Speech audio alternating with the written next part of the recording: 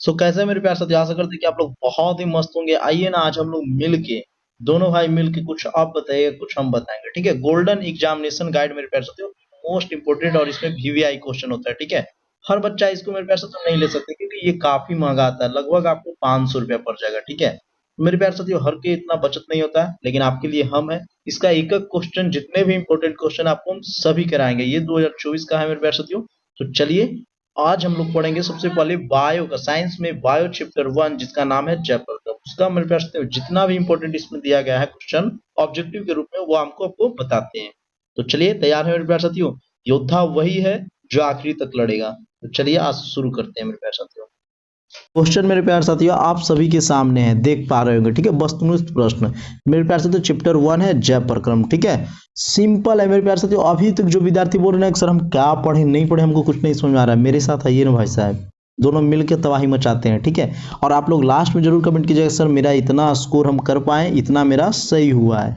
तो चलिए शुरू करते हैं। फर्स्ट क्वेश्चन है मेरे प्यार साथियों, सजीव में पाए जाने वाले जय प्रक्रम है।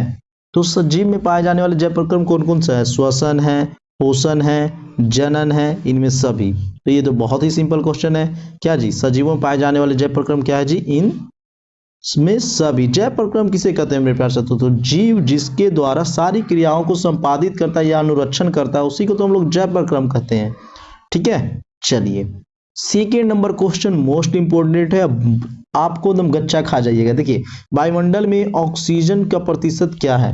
विद्यार्थी इसको देखता नहीं, फटाक से इसको टिक लगा देगा। Option number B 0.03%। क्या जी, यही आंसर है? बिल्कुल गलत है भाई साहब, ये कार्बन डाइऑक्साइड का होता है, CO2 का, ध्यान रखिएगा। लेकिन विद्यार्थी जो होते हैं ना, वो रट लेते हैं। हम जैसे भी ऑफलाइन में पूछते हैं कि बताओ वायुमंडल में ऑक्सीजन का प्रतिशत कितना होता है, वायुमंडल सर, वायुमंडल सुनते ही 0.03%। भाई साहब वो कार्बन डाइऑक्साइड का होता है, यहाँ ऑक्सीजन के आपसे पूछा जा रहा है। इसका राइट आंसर क्या होगा, फटाफट बता दीजिए, तो कमेंट कीजिए तो आप लोग। इसका राइट आंसर होगा option number D for dog. मेरे प्यार साथियों, अभी तो आपको रिकॉर्डिंग वीडियो दे रहे हैं, फिर लाइव भी लेके इसका आएंगे, हर चैप्टर बाय चैप्टर का। थर्ड नंबर क्वेश्चन है, इनमें कौन प्रकाश संश्लेषी अंग है? जो प्रकाश को लेता है उसे प्रकाश संश्लेषी अंग कहेंगे। पत्ती, हरित लवक, ग्राना, अस्टोमा। बताइए मेरे प्यार साथियों, तो इसका राइट आंसर हो जाएगा ऑप्शन नंबर बी, हरित लवक। क्योंकि हरित लवक में ही पत्ती आता है, पत्ती इंपोर्टेंट नहीं है, आप यहां से ध्यान दीजिएगा। हरित लवक, हरित लवक में क्या पाया जाता है मेरे प्यार साथियों? क्लोरोफिल। क्लोरोफिल में क्या पाया जाएगा? क्लोरोप्लास्ट।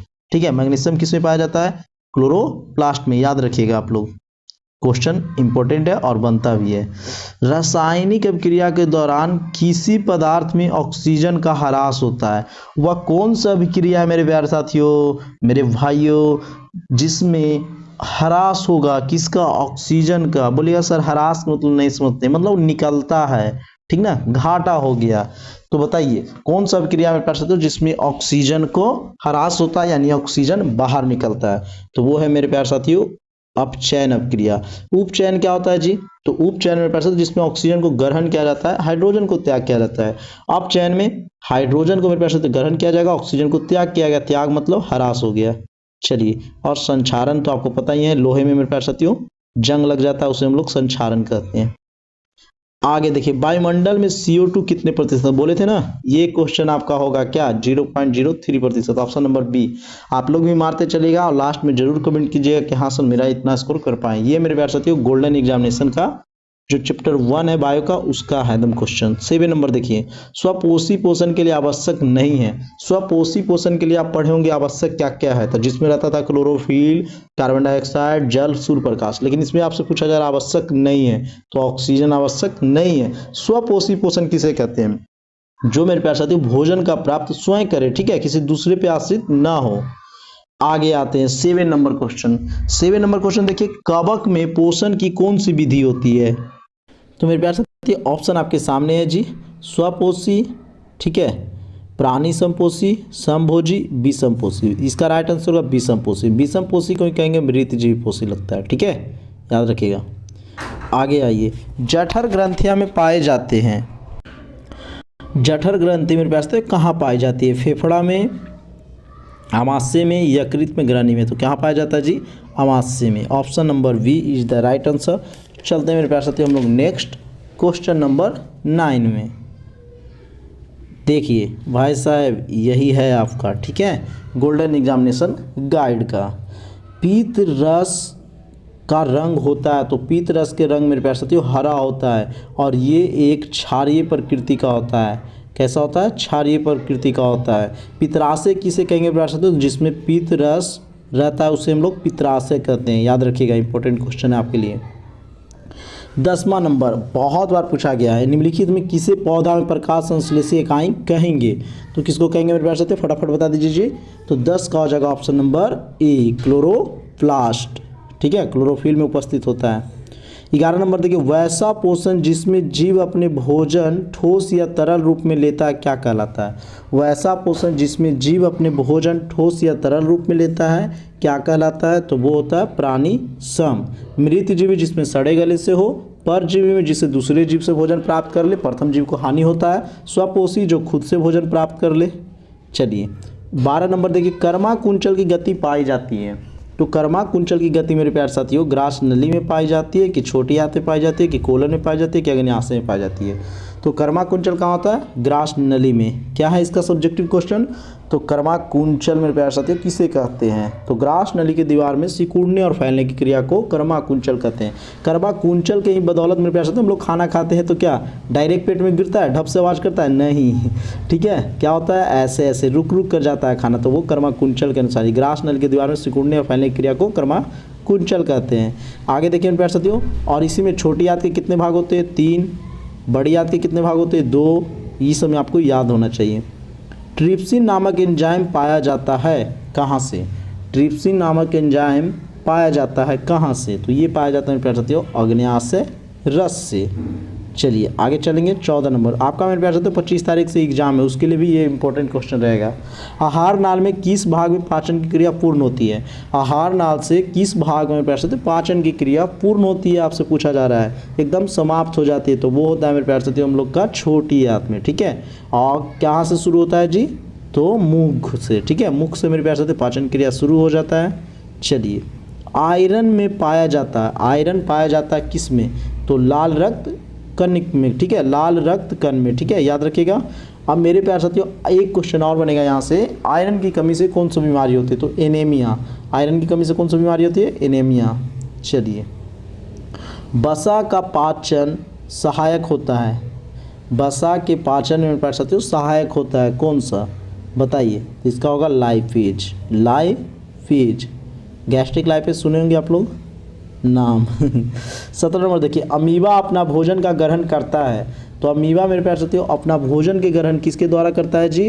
तो वो करता है कुटुपाद के द्वारा। भोजन का पूर्ण पाचन किसके द्वारा करता है? रसधाने के द्वारा। अमीबा का आकृति कैसे होता है मेरे प्यारे साथियों? तो अमीबा के आकृति निश्चित नहीं होता है, अनिश्चित होता है। आप जो भी बना दीजिए वो अमीबा है, ठीक है। चलिए आगे देखेंगे 18 नंबर, निम्नलिखित में कौन सा मनुष्य के मुख गुहा में पाए जाने वाली लार ग्रंथियाँ बताइए, ठीक है। लार ग्रंथि नहीं है आपसे पूछा जा रहा है, तो पैरोडिट ग्रंथि है, सबमेंडुअल है, सबलिंगुअल है, ये नहीं है ग नंबर, ठीक है। बुनुरस कोई ग्रंथि नहीं होता है।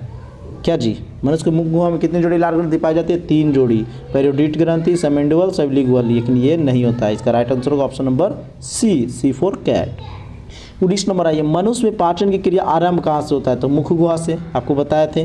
पूरी तरह से कहाँ हो जाता है? छोटी आंत में हो जाता है। चलिए दंत अस्थि क्षय क्यों होता है मेरे पास? तो हम लोग का दांत क्यों झड़ने लगता है? तो मीठे चीज़ के खाने से, दांतों को साफ न करने से, बैक्टीरिया में अम्ल के द्वारा, ताकि हम लोग टूथपेस्ट में क्या उपयोग करते हैं? क्षारीय। तो इनमें सभी इसका राइट आंसर हो जाएगा। 21 नंबर तो एकदम VVI क्वेश्चन है, रट लीजिए, क्योंकि ये हर एग्जाम में आता है और बच्चा जानते भी हैं। कुटपाद किस में पाया जाता है? अमीबा में, ठीक है। पैरामीशियम क्या है? सकते एक कोशिकीय जीव है, और अमीबा भी कैसा है? एक कोशिकीय जीव है। चलिए 22 नंबर प्रश्न देखेंगे हम लोग, निम्नलिखित में जठर ग्रंथि से कौन सी कोशिका हाइड्रोक्लोरिक अम्ल में स्रावित करता है? हाइड्रोक्लोरिक अम्ल के में सकते हो कौन स्रावित करता है? बताइए जी। यही तो सब कीटाणु के मारता है, हाइड्रोक्लोरिक अम्ल ही, तो वो करता है भीतीय कोशिकाएं, ठीक है, भीतीय कोशिका। चलिए पेप्सिन नामक एंजाइम भोजन के प्रोटीन में बदल देता है, बताइए किस रूप में? मोस्ट VVI क्वेश्चन है, बहुत बार पूछा गया है बिहार बोर्ड के द्वारा, ठीक है। ये मेरे प्यारे साथियों एकदम ललन टॉप क्वेश्चन है, तो इसको राइट आंसर होगा प्यारे साथियों पेप्टॉन में। पेप्सिन नामक एंजाइम बदल देता है पेप्टॉन में, याद रखिएगा। पे मांसाहारी जंतुओं की छोटी आंत की लंबाई शाकाहारी जंतु की तुलना में क्या होती है? कम होती है या अधिक होती है? कम होती है। ठीक है, चलिए आगे देखेंगे प्यारे साथियों 25 नंबर प्रश्न। 25 नंबर प्रश्न तो इम्पोर्टेंट क्वेश्चन है और ये आपको हम बता भी दिए। पैरामीशियम एवं अमीबा जीव एकक कोशिकीय जीव में पाए जाने वाली पोषण विधि कौन सा होता है? एकक जो जीव होते हैं प्यारे साथियों उसमें पोषण की विधि कौन सा होता है? ठीक है, तो ये पोषण की विधि क्या होता है जी? इंपॉर्टेंट क्वेश्चन है, प्राणीसम। ठीक है, प्राणीसम, ऑप्शन नंबर डी। प्रकाश संश्लेषण की प्रक्रिया में ऑक्सीजन से बाहर निकलता है, ये 2013 में पूछा गया था। तो ऑक्सीजन के द्वारा क्या बाहर निकलता है? Carbon dioxide. हम लोग क्या निकालते हैं बताइए? यहाँ पे प्रकाश संश्लेषण में प्यार साथियों, तो प्रकाश संश्लेषण के द्वारा ऑक्सीजन से बाहर निकलता है जल। क्या होगा? जल, ऑप्शन नंबर ए। आगे आइए, हम समझ लेंगे नासिका से। नासिका से हम लोग क्या निकालते हैं? Carbon dioxide. क्लोरोफिल वर्णक का रंग होता है, क्लोरोफिल वर्णक का रंग मेरे प्यारे साथियों हरा होता है। ठीक है, जहाँ भी हरा पत्ती आपको दिखे हरित लवक में ही प्रकाश संश्लेषण पूर्ण होती है। ठीक है, क्लोरोफिल मेरे प्यारे साथियों कहाँ पाया जाता है? क्लोरोप्लास्ट में। चलिए, प्रकृति में ऑक्सीजन के संतुलन कैसे बना रहता है? प्रकृति में प्यारे साथियों ऑक्सीजन के संतुलन कैसा बना रहता है आपको बताना है जी। तो ये है मेरे प्यारे साथियों राइट आंसर, प्रकाश संश्लेषण। ज़्यादा क्वेश्चन नहीं है, बस 2 क्वेश्चन और है आपके सामने। जठर ग्रंथि कहाँ पाई जाती है? जठर ग्रंथि मेरे प्यारे साथियों कहाँ पाई जाती है? तो ये अमाशय में। ठीक है, जठर ग्रंथि पाई जाती है अमाशय में। आगे देखिए, छोटी आंत में भोजन के पाचन निम्नलिखित में से किस रस की भूमिका होती है? छोटी आंत में जो पचता है किस रस की मेरे प्यारे साथियों भूमिका होती है? तो वो पीत रस भी होता है, आंध्र रस भी होता है, अग्न्याशय रस भी होता है। इनमें सभी है यहाँ पे। ठीक है, इनमें सभी। मेरे प्यारे साथियों आप बताइएगा कि 30 में सर हम कितना स्कोर कर पाए हैं। ठीक है, और ये गोल्डन का है, समझिए किताब भी है, महंगा नहीं है, इसमें क्वेश्चन भी अच्छे अच्छे रहते हैं और यहाँ से हर साल आते हैं मेरे प्यारे साथियों। और अगर आप इस वीडियो पर प्यार करते हैं तो बोलिएगा कि सर सेकंड चैप्टर को भी लेके आइए, तो श्वसन के लेके आएंगे जिसका 2 क्वेश्चन आपके सामने है भाई साहब। ठीक है, चलिए तब तक के लिए मेरे प्यारे साथियों जय हिंद जय भारत।